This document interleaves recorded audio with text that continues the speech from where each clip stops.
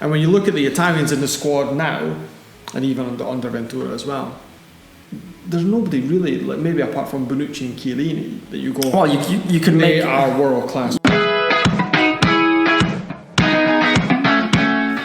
Hello everybody and welcome to another FIF TV video. I'm Dolph, he is Vieri Capretta, Italian football journalist extraordinaire. We are hashtag FIF at the games, because we go to the games. You've been to a game, Vieri? We have been to games, yeah, yes. I've been to a game. We've been to games. The only English website that covers Italian football, or actually probably one of the only websites in the world that cover Italian football in English that attend the matches on a regular basis. So there you go.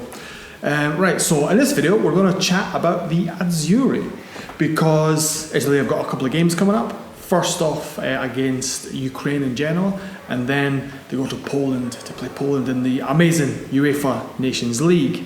Now, Vieri, Roberto Mancini announced his squad recently. The big news that came from it was the addition of Sebastian Giovinco. So he's back. What is happening? Why Giovinco? Why? Well, first of all, he's been doing quite well, I hear, in Major League Soccer. Our American and Canadian friends have told us this. Well, yeah, and you can see amazing clips of him scoring incredible goals. I think what we've noticed with Mancini is that right now he wants to try out as many players as possible.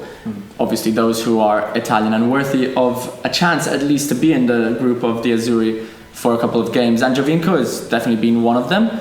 So he's back. We've noticed in the first two games since September in the Nations League against Poland and Portugal, he called up about 31 players, something like that, and almost all of them played over the two games. He changed almost all of them. From the Poland game to the Portugal game, it was almost like two different 11s. Exactly, so it gives us, and it's an indicator of him trying as many players as possible. I think he's doing the same now, this time round, with almost a completely different squad. Belotti and Balotelli having been called up. Zaza looks like he's injured as well. So we'll see something different in some of the players.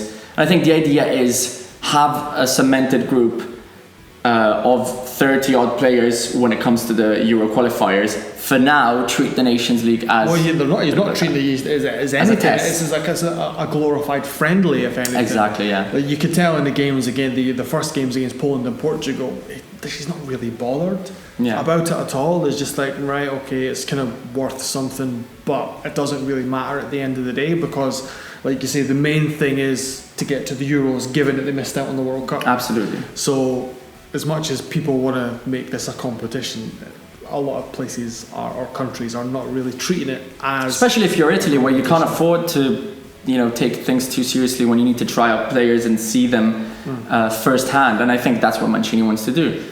Right, okay, so he's trying out all these players. Do you think that the fact he's trying out all these players is maybe an indication that the quality of the players isn't really there?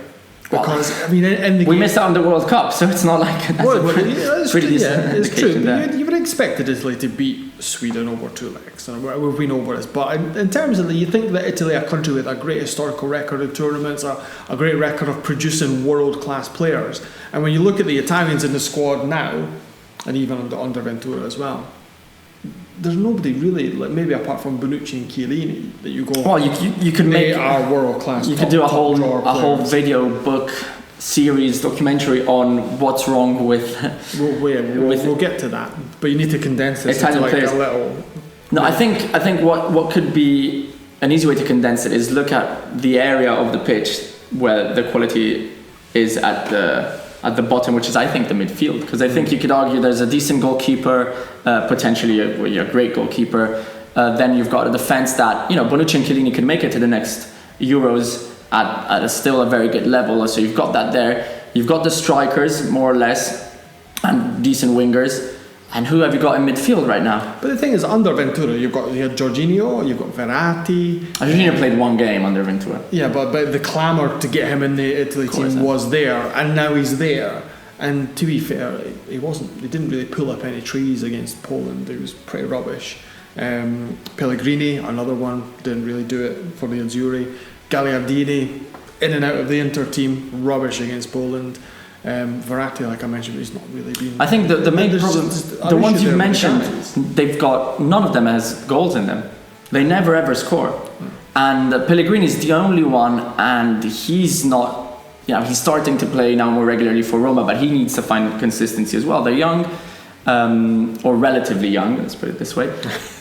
And some of the examples, Jorginho is someone who's been amazing on the Surrey, but not great under other managers. So we have to see if he really is the kind of player you expect when you see him at club level. I think one of the key men could be Federico Bernardeschi if he continues to evolve into more of a midfielder and obviously play with Juventus at Champions League level, so get that experience, the pressure, the mentality. He could be a real difference maker for Italy if he can play in a midfield. Well, do you know who's going to be the real difference maker, Vieri? Alan is coming to the Azzurri. Obviously, he's not been called up by Brazil again. I love Alan. I think everybody knows how much I love Alan. Well, who doesn't? He's such a great player, and now he's considering getting Italian citizenship so he can play for Italy. So I'm not a fan of picking national teams because I think you need to feel it a bit more. You need to have it in you. If he plays and wins the World Cup, I don't care where he's from. Exactly. I mean, Jorginho himself is a similar kind of example anyway. So, if by the end of this season you have Jorginho as a holding midfielder, Alan and Bernardeschi, that would be quite a good and solid, consistent midfield. If Eder can do it, then I'm all for Alan doing it, I'll tell you that. Looking at the forward line now, we mentioned Giovinco already. It looks like the mainstays are going to be Immobile, Insigne and little Federico Chiesa. That sounds like a pretty decent attacking trio there. I think the number 9 is the main issue. I think long term Balotelli will be the first choice for Mancini if he's on good form. Mancini loves him, and let's give credit to Balotelli. Last time Italy did well a long time ago. Euro 2012, he was the main striker. On the wings, Insigne has had an amazing start to the season. He has. And so has Federico Chiesa, who needs a bit more goals than him. But if you watch Fiorentina's games, he's so consistent in the 90 minutes. He's attacking, he's defending, providing assists, trying out other sports like diving.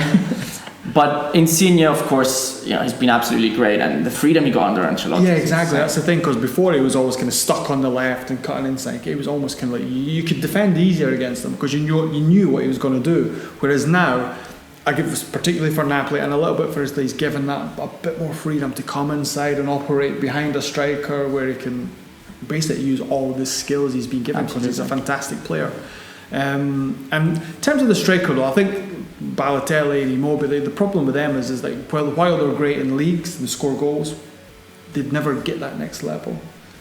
Like Immobile's not really done it for Italy. Balotelli done it for Italy 5 years ago. Balotelli's the only super top level striker we've had. He's not really done it for Italy as well. Zaza, you need these strikers to do. They're doing well domestically. You need them to step up, and then I think by the Euro qualifiers, Mancini will probably stick to Balotelli, Belotti, and Immobile for that position. If you have to pick 3, we'll see. Obviously, how the rest of the season goes. There we go. And then last one, just quickly: goalkeeper Donnarumma or Perin? Donnarumma because he's playing regularly.